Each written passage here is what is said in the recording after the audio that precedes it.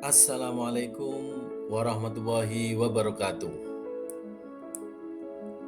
Jumpa lagi dengan saya Ahmad Zainuri, calon guru penggerak angkatan ke-7.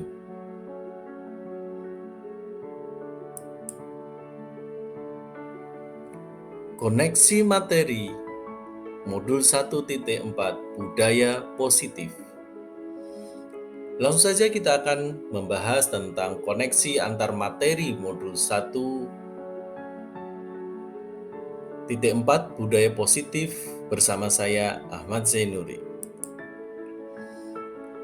Seperti kita ketahui bersama, modul 1.1 berisi tentang filosofi Ki Hajar Dewantara. Modul 1.2 yaitu peran guru penggerak. Modul 1.3 berisi tentang visi guru penggerak. Dan modul 1.4 saat ini adalah budaya positif. Sebagai kelanjutan, setelah kita mempelajari modul 1.1, 1.2, dan 1.3, sebagai pendidik, kita ini diibaratkan sebagai petani yang memiliki peran penting untuk menjadikan tanamannya tumbuh dengan subur. Hal ini sebagaimana kita memahami pernyataan dari Ki Hajar Dewantara, yaitu kita ambil contoh bahwa perbandingan dengan hidup tumbuh-tumbuhan. Seorang petani dalam hakikatnya sama kewajibannya dengan seorang pendidik yang menanam padi misalnya. Hanya dapat menuntun tumbuhnya padi, ia dapat memperbaiki kondisi tanah, memelihara tanaman padi, memberikan pupuk, air, membasmi ulat-ulat atau jamur-jamur yang mengganggu hidup tanaman padi, dan lain sebagainya. Ini terdapat dalam lampiran dasar-dasar pendidikan keluarga tahun 1937.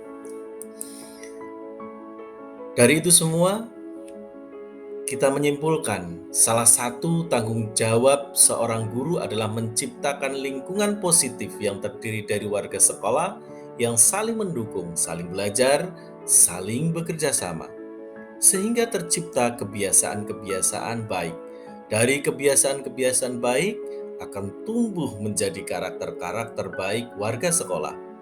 Pada akhirnya, karakter dari kebiasaan-kebiasaan baik akan membentuk sebuah budaya positif. Apa itu budaya positif?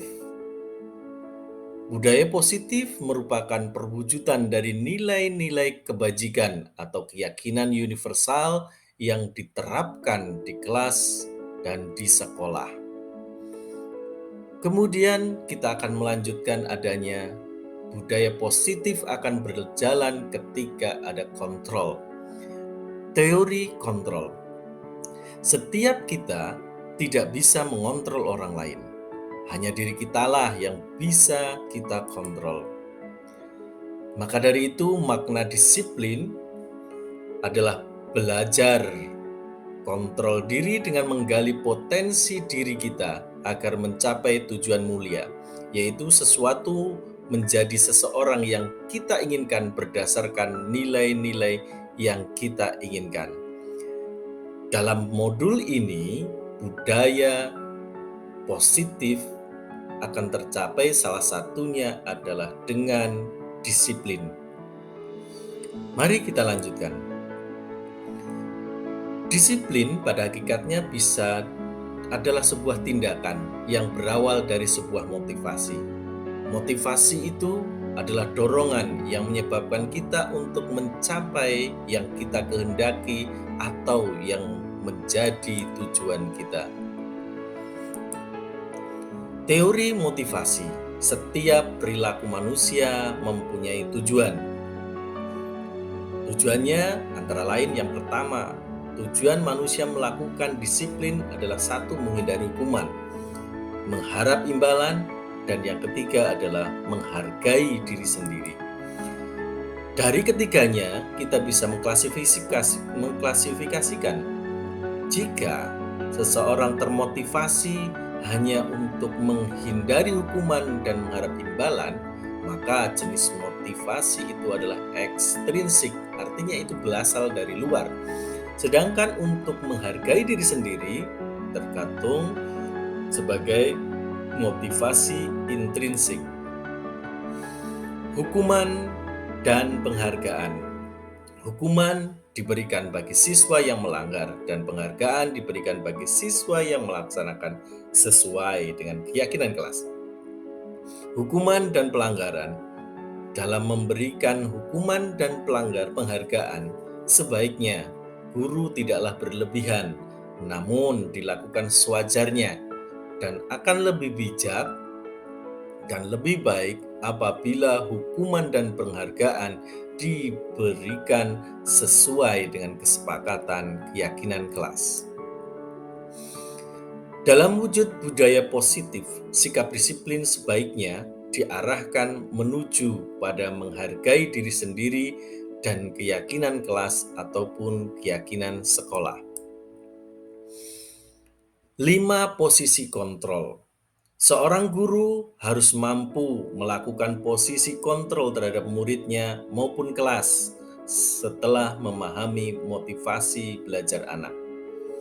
Posisi kontrol yang pertama yang dilakukan oleh seorang guru adalah penghukum, yaitu dengan memberikan sanksi kepada siswa yang melakukan pelanggaran. Kontrol yang kedua adalah pembuat rasa bersalah.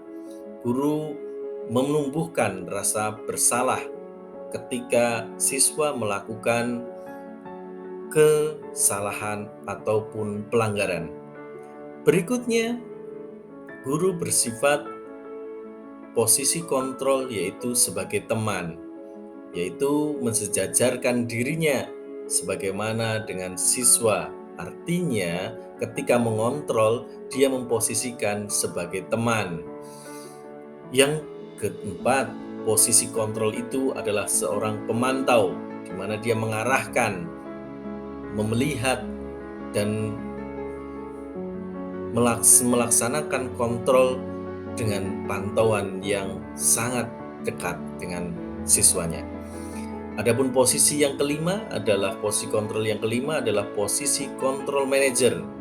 Posisi kontrol manajer inilah yang paling ideal, yang harus diwujudkan oleh seorang guru, di mana posisi manajer ini adalah guru melakukan win-win solution atau sama-sama menang.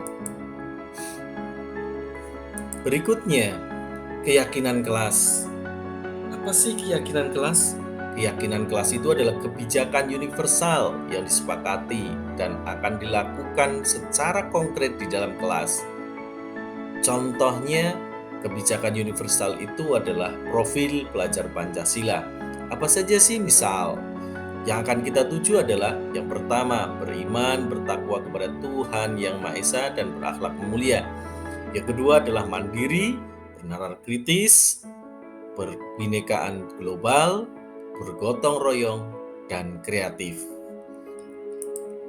Strategi 3, restitusi. Restitusi adalah sebagai salah satu langkah menanamkan disiplin positif pada murid sebagai bagian dari budaya positif di sekolah. 3 langkah restitusi yang bisa kita lakukan. 1. Menstabilkan identitas atau stabilize the identity. Stabilize the identity.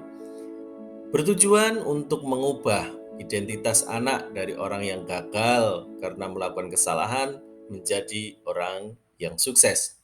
Berikutnya adalah validasi tindakan yang salah. Sebuah langkah kita memahami kebutuhan dasar apa yang mendasari sebuah tindakan. Kita akan bisa menemukan cara-cara yang efektif untuk memenuhi kebutuhan tersebut. Yang ketiga, menanyakan keyakinan. Dalam hal ini bisa berupa keyakinan kelas ataupun keyakinan sekolah ataupun keyakinan keluarga. Teori kontrol pilihan menurut William Glasser. Inilah tabelnya bagannya. Anda tidak bisa mengontrol orang lain. Yang Anda bisa kontrol adalah diri sendiri. Semua perilaku memiliki tujuan, model berpikir menang-menang atau win-win, kolaborasi dan konsensus menciptakan pilihan-pilihan baru. Realitas kebutuhan kita berbeda. Kita berusaha memahami pandangan orang lain. Setiap orang memiliki gambaran yang berbeda. Ini saja yang bisa kita sampaikan hari ini. Terima kasih atas perhatiannya. Assalamualaikum warahmatullahi wabarakatuh.